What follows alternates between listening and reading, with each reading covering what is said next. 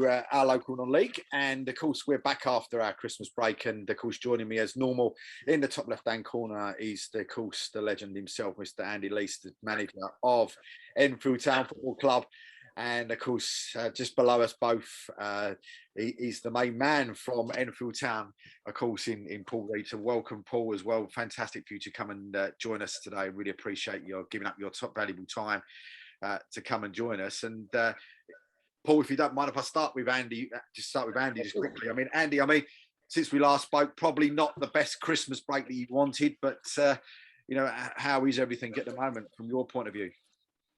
Yeah, it hasn't been the best in terms of results, Dave, for sure. Been a tough week this week, definitely, yeah. But very disappointed to lose at Cheshunt, game that we dominated and controlled the ball, and two bits of very good finishing undid us, and didn't take our chances.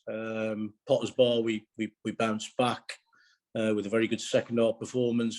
Cray on Monday and yesterday. Well, we haven't been at our best. We've found it defensively as a team. We've struggled, and we've had a pretty mixed bag of results, as you can see. With two defeats, a win and a draw.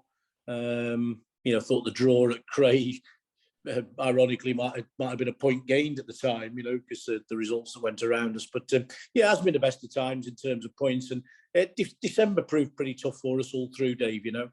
But we know what we've got to do. We know what we've got to change to get back to winning ways, and we're still in there. We're still right in the mix. So it hasn't hurt us too much, but it's been frustrating and a little bit disappointing, especially yesterday, where we were well beaten by a very good Lewis team, and tough period, Dave.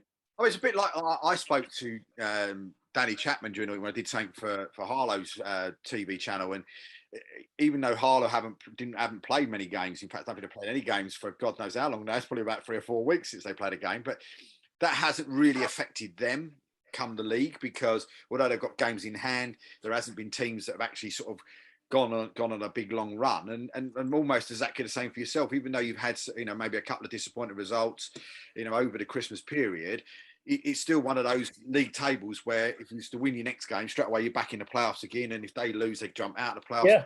But it's still really close, isn't it? So as you said, that bad run hasn't really affected you too much. But I suppose one, why do you think that's happened? And two, is it sort of that situation where even though you're not out of it, you're almost kicking yourselves because you think to yourself, if we would have won them, we would have been well away and been quite up, safe in, in that maybe in that second or third position in that that table. Yeah, well, I say, if we'd have won yesterday and we win our other game, and it would have been another game, and it could have gone 4 points behind Worthing. Instead, we're staring at 10 points from top spot. And it has been, Chairman, I said last night, we have hung in there because we've got games in hand. We've still got a game in hand anyway. We have been kicking ourselves because teams around us have lost. And as I say, we picked up a point on Monday when others struggled. And there's going to be, I said to you before, there's going to be another dozen Tuesday nights and Saturdays like that, where there's lots of twists and turns. So I'm not too concerned in the long term. Why it's happened, why we've had that bad spell, I don't know. The performances, the Cheshunt and Potter's Bar performances, whilst they probably weren't at full tilt as we had been playing, they weren't bad. I think we deserved better out of the Cheshunt game for sure. But at Cray and yesterday, we just looked a little bit open at times, a bit stretched. We did have 1 or 2 missing, but I can't have any excuse. I said before, I've got the resources to plug gaps whenever they appear. And it's just a collective. I don't know. If I knew the answer right now, I'd bottle it and would be using the same sort of answer every time we have a blip. But I think we just hit a bit of a barrier. I think we've had a little bit of tiredness in the camp. We've been a bit disrupted, I guess, with selection, with injury, suspension, COVID. But I'm not blaming any of those things. It's down to us. And I say, as a team, defensively, our shape, despite the work we've been doing. We've just been too open, Dave, and not disciplined enough is the word I used, or the words I used this morning in an interview. Not disciplined enough, with the game plan. And the players have got to realise, we're up there for a reason, but we're there to be shot at as well, And for whatever reason, and some of those games I just mentioned, opposition seem to view us as a big club, which I have to say makes me smile and cry in equal measures. We're no different than anybody else. And the old Enfield has the history, we know that. But that as it may, maybe it's our fan base, whatever it is, why we're viewed like that. But people are coming after us, and our players have got to realise when we're in these games, it's a 95-minute game, and we prepare and that for the way we do for a reason. And I just feel we haven't really stuck to what we should have done. We're a little bit indisciplined in the second half yesterday, and 3 goals went in against in the space of about, pulled about 10, 12 minutes, and the game's gone from us. So yeah, bit of work to do. Yes, a bit frustrating, but we're still right in there. And you're absolutely right, Chairman. And I sat down last night and had a beer after the game and said just that. You get a win and a draw, or so 2 wins this week, and you're right back in it again.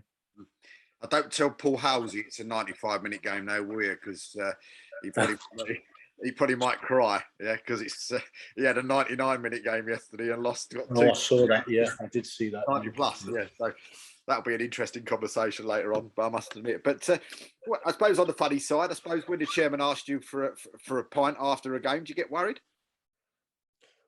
No, never have done. No. Never. No. Some chairman I've had, I would do, but not with Paul. No, we have a great relationship, and I think it's rare to talk on a Saturday if we've lost. Paul normally leaves it till this time on a Sunday or even Monday to call me, because he knows that. Yeah, I have to let it all. I have to cogitate. I have to let it all sink in and clear my head. Because after a game, you're never quite sure of everything that's gone on. So no, never. I'm never concerned when he does that. Only when he asks you to pay. No, I did offer him last night. I did offer him, but he made his excuses and went. So, you've got Horsham now next on what's that, Tuesday night? Horsham away, and then of course Haringey on the plastic on next week as well. I mean, so 2 away games on the bounce, and again 2 tough games. Yeah, Horsham's on the 3G as well, but yes, challenging week. Yeah, very much so. We know that. We train on 3G. We're used to it ourselves. I think it suits us. We played some great stuff on the Bromley pitch against Cray on Monday. But to say we didn't, we forgot to shut the back door while we were busy doing that. But January's a tough month. I'm not sure it's the pivotal, but it's going to be very, very important because we've got so many games, and this is the start of it now. And but we're in we're in good shape.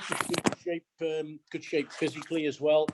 So we might have changed the squad around a bit without saying too much. We may well have strengthened by the time we get to the games in the week. So yeah, looking forward to it. Get yesterday out of the system, and we'll go again. So injury wise, they're all okay, or you still got people out? I've still got one out with Manny Madger, John Malaba. I've got another one who's away on honeymoon. But again, listen, I'm not. We've got the best squad we've had in my time there, and it's probably the biggest as well. And thanks to the chairman and the club, with the resources, we're able to keep it like that for the time being, which is great. So I can't have any complaints at the moment. But there's a couple of areas we'd like to, I'll say strengthen, but certainly liven up if we can. And I think now's the time to do it. So we're going to push ahead with that, and get the right players in if we can, and just give ourselves a little bit of a boost where we need it. I mean, before we move on to the club and how the club is in general with the boss, I mean, I suppose I'd like both your opinions, because I saw a lot of very, very positive social media posts on both Twitter, Facebook, Instagram, and so about one player over the Christmas period. I'm just curious what you felt about it. I'm assuming he was a young man called Aiden Connolly, playing in goal for you against Potter's Bar, and there was a lot of a lot of positive press, around the lad. I mean, how did he do in your eyes? I mean, start with Paul first. Yeah, he did really well. It's particularly at Potter's Bar. He made a really great save in the first 5-10 minutes. I think that really boosted his confidence and made a number of good saves throughout the game. Craig was probably a little bit harder, a bit more of a physical side, but he didn't make any mistakes. There weren't any howlers there. It was just a tougher game for him, as it was for all of our defence. But I don't think I'm sure Andy won't mind throwing him in again if we have any problems with Nathan. But equally for the club to have him as really the first player coming through our sort of incarnation of our academy. We've had boys before come through similar schemes, but in the current scheme, he's the first one to come through and play a league game for us. So it's sort of something we're very, very proud of. He seems to be a good lad. He's got a good head on his shoulders. He's got a good dad around him when it comes to the games as well. So yeah, we're really pleased with him. From manager's point of view, Andy? Yeah, much the same. I mean, I think it says it all that, when Nathan was tested positive with COVID, we didn't go out and find another keeper. He trains with us. He's our number 2. He's matured over the last 6 months out of all recognition. And I had no hesitation putting him in. And as Paul says, he had a fabulous game against Potter's Bar. I mean, well protected by his defenders, if you like.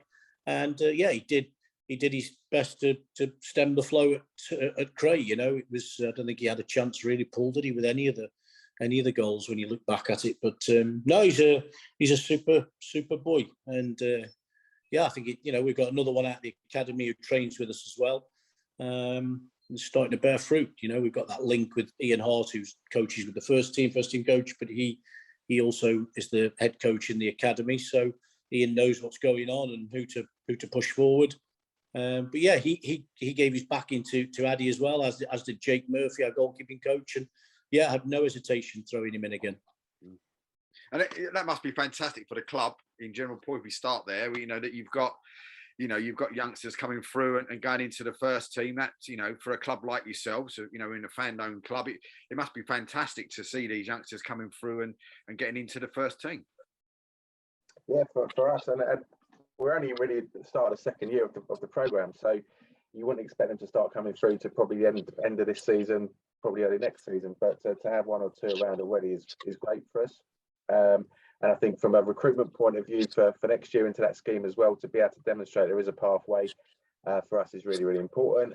And equally from a player, I suppose, source of players as well. We're not going to be able to go out and outspend people a lot of the time. So to be able to grow our own and even maybe get some transfer fees from them in the future is fantastic for us. So I mean, with the club though, Paul, I mean, how's it going? I mean, this season so far, I mean, literally with the whole club, I suppose, from top to bottom. I mean, how's it going? I mean, I came that day and against Worthing, the place was absolutely buzzing from start to finish. I mean, what's it like around the club at the moment, and how's the club progressing through?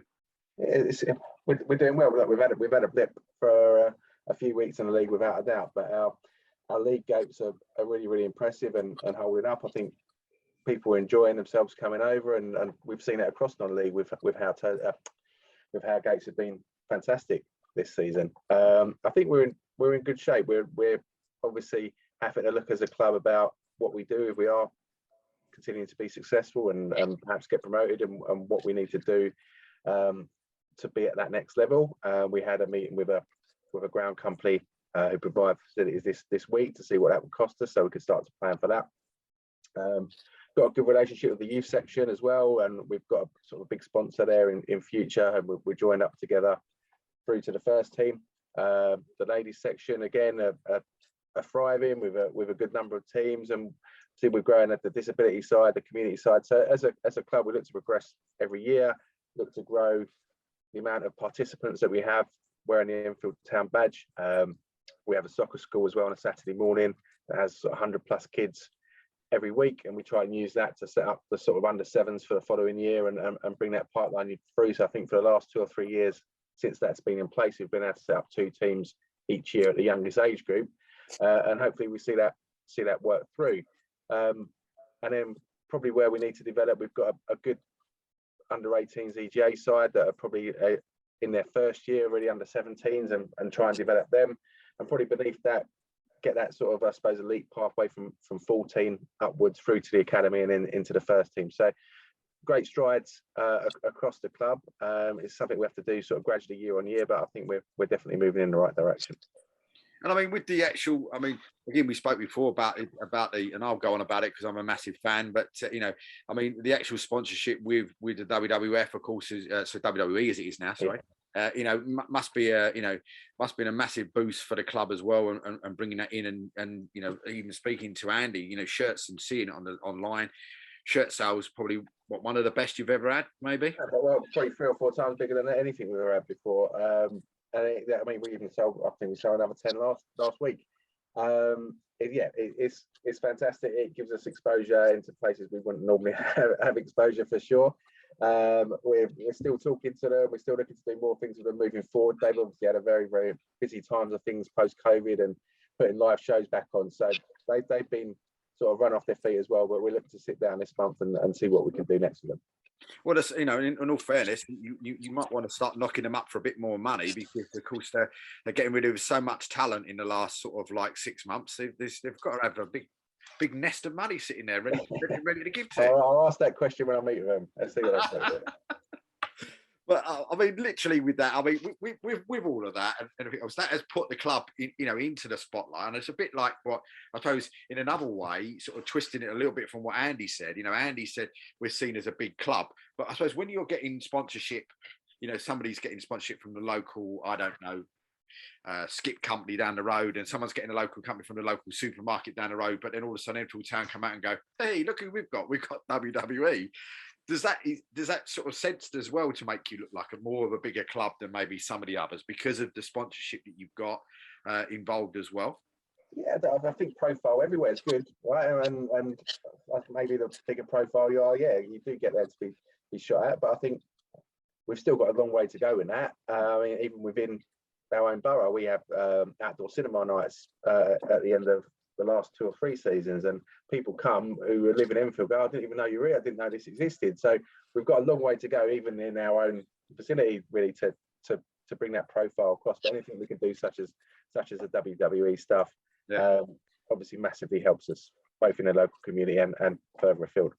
So you're not gonna be showing WrestleMania and the Royal Rumble live on the pitch, then? Well, who knows? Yeah. I don't think the grounds would appreciate at the moment, but in all fairness, though, I mean, the club itself, though, through COVID and everything else, I mean, everything okay there still, and especially with what's going on. We've got our AGM in a couple of weeks, so obviously the members will see the accounts then. But during the first probably 6-7 months of COVID, it absolutely was tough. The same for everyone else. We didn't know where the next bit of income was going to come from. We still had players on contract, so we had to sort of get involved with furlough and the like. Suddenly, so as the grant started to evolve and we got back into the swing of things, and we were able to sort of get ourselves sorted, we've come out in not too bad shape. And obviously with the increasing crowds, we've had a good run in sort of cup and trophy this year as well. Yeah, we were probably in the best shape we've been at the turn of the year financially for a long time, and so that's partly because of the work we've done off the scenes, but partly for the work that we've done on the pitch as well, with getting bigger crowds and more sponsorship. So we're not got bundles of money, but we're in decent shape. Well, just one of our other local non-league sides, but localish, Boreham Wood have just been drawn against Bournemouth in the FA Cup, so that's just come out. So at home. That's away, so they go to Bournemouth. Yeah, so nice little trip.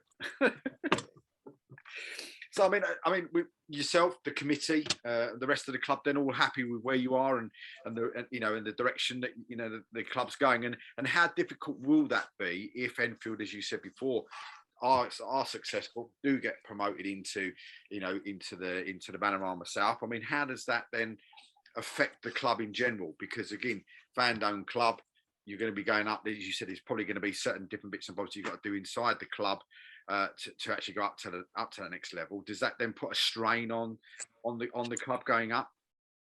It makes life harder for a little while, because you've got to find that money to fund it. It's going to need a more expensive squad. You're going to travel a lot further, and you're going to need to improve the ground. But that's what we do it for, right? We won't be. There's no point us starting the season if we don't want to get ourselves promoted. So that's sort of the aim at the start of every season, really, is to go as far as you can. Now, I suppose it's in our mission statement that we want to play at the highest sustainable level, and I think probably National League South is as high as we can sustain ourselves at the moment until we sort of catch up off the pitch. It would be tough, same as when we got to this level. You probably have to find your feet, look to stay up for a couple of seasons, and then progress. But absolutely, I think it's something we can do. We'd have to work hard to support the manager to get ourselves the best possible squad to compete, but also you have to make it sustainable at the same time. But I don't think it's unrealistic. We've seen other clubs at our level go up and do that, not with huge budgets. I think you just have to take advantage of the momentum when you get up in that first season. Got that winning mentality, that winning habit, just to find your feet and get yourself up the table as quickly as possible, because it is another relentless league, that one. Well, Kidderminster's reward is a home tie against West Ham. So that'll be interesting. So with that one, just keeping an eye on it over the top of the screen as it comes up. So we're just watching as they all fly in, but it'd be interesting. But I mean, overall, then I suppose for that first half of the year, I mean, from the playing side, from the actual club side, are you all happy with where everything is? Yeah, I think if you said maybe if you asked people after the game yesterday, everyone would be a bit down, and perhaps if you asked us after we got done 7-1 by Hayes in pre-season, where we think we'd be, we're sort of poles apart from it, really. So I'm sure Annie might admit we had a really tough pre-season, and we probably both questioned ourselves in terms of where we were going, the direction we were going in at the start of the season. Then had a fantastic run at the start of the year. We're probably better than we've ever had, and better than we could have imagined. And we've had a tough spell December and the start of January. And when you look across pretty much everyone, apart from maybe Worthing, everyone's had a tough spell at some point. Hornchurch started dreadfully, Horsham had, Kingstonian did, and they're coming through. And the teams that perhaps at the top with us, the Folkestons and the like, have started to drop off a bit as well. So we'd be very naive to think we'd go for a season without a bad patch. And I suppose the aim now is to get out of it as quickly as possible. Andy, from your point of view?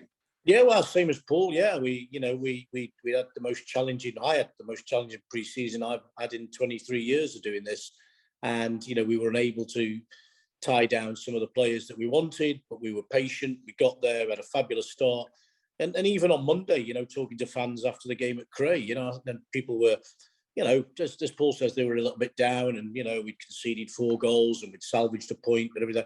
We were still sitting 3rd or 4th in the table, and I said to them, I think any of us would have taken that, at the start of the season, because of where we were, and we're still in touch. We go and pick up points on Tuesday and Saturday, and we can have this conversation next Sunday, Dave, and we'll be sitting 2nd or something, So yeah, we're right in the mix, which is where we want it to be. And I've maintained with Paul that at the turn of the year we wanted to be in touch with at the top of the table, and we are. We never said at the start of the season, we never shouted from the rooftops or stated that we're going to win the league or get promoted. Obviously, we have our own objectives, and that's where we wanted to be, is in with a chance of it, and we are. Just a little blip at the moment, so it didn't feel too good this last few days, but we've got the characters, we've got the ability, we've got the resilience in the squad. We've shown that lots of times, over the last few months, and I'm sure it will resurface again very, very shortly. We'll probably liven the group up with a couple of changes where we think we need to be stronger. But yeah, absolutely would have taken it, and I think this is going to be we're going to be where we are throughout the rest of the season. So last question, and it's a controversial one because of what it is, but it's to Paul, and it's what the question is we're talking about a fan-owned club, etc., and maybe leveling might be at the Vanarama South, etc. So would a club that is like a fan-owned club be able to find somebody that might be able to invest and then put in maybe a 3G surface that would then bring more money into the club as a fan-owned owned club? Would that be what you'd look at?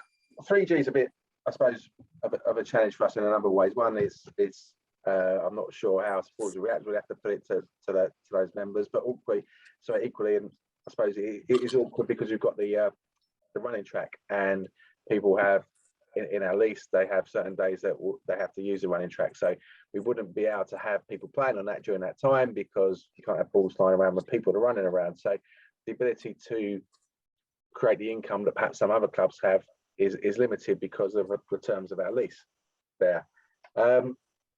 In terms of a money man or money woman in general coming into the club, the reason why we founded the club and structured it in the way we did is to protect, I suppose, a stadium, because what happened with the old Enfield Football Club and the stadium being sold and someone taking the money away. So I suppose the supporters bit owns the society, where the lease is held, and then there's a limited company that runs the football club again, which is owned by the society. I don't think we'd rule anything out. If someone wanted to come and have a conversation with us about investing, and if that was in the limited company and invested in the first team and been to have some sort of control, but as long as the ground always stays in the hands of the supporters, I think we'd probably have that conversation and then have a vote and put it to the members. But I appreciate that not everyone wants to come into a football club on that basis, not having that security. So I think for our members, and obviously I don't speak for them all, but I think having that security over the ground is going to be the biggest thing. If someone wants to come in, and I think there's plenty of other examples at other fan-owned clubs of individuals taking a share of ownership or some sort of proportion of the club in exchange for investment, then obviously we'd be happy to talk to people on that basis. So if you did ever change that pitch though to a 3G service, 4G service, whatever you want, would that income come to you, or would that come to? The lease of the pitch is with us, so it would be us. But then we only have a lease in certain parts of the ground, so the stands, the bar, dressing room, so the track and everything. We're obliged to let people use that at certain times of day. So given the cost of an artificial pitch, I'm not 100% sure we'd get the return on it that perhaps we'd need, given the usage that we could take out of it. Okay, just an interesting conversation. So somebody brought up again on one of the Southern League sites about whether a 3G was a good thing or a bad thing, and I just thought, with a fan-owned club, and you've given great reasons why, but for a fan-owned, club, it's almost a situation, if you could afford to get it in there, which would be the major problem in the first place, whether that would actually generate more money for the fan-owned club to be able to progress more up the thing. But you've given me fantastic reasons why. And quite a few traditionalists as well in our club. Yeah. Quite what would we say? Our demographic, although it's getting younger, there's still some traditionalists there. So I'm not sure we'd get through without a grass pitch as well. To be honest, I prefer them, but I definitely see the benefits commercially of an artificial pitch as well. No, absolutely. Well, listen, guys, I really do appreciate you joining us. Really do. Thank you for being so open around everything, especially around the club itself as well. So I really appreciate that. I really do. And wish you all the very best for the weekend. And Andy, hopefully me and you will speak again at the end of this week or beginning of the next. But lads, we really do appreciate your time and wish you all the success with the club going forward, Paul, and Andy, all the success with the team as well. Thanks for that. Thanks, Dave. Thanks, mate. Cheers, Dave. Bye.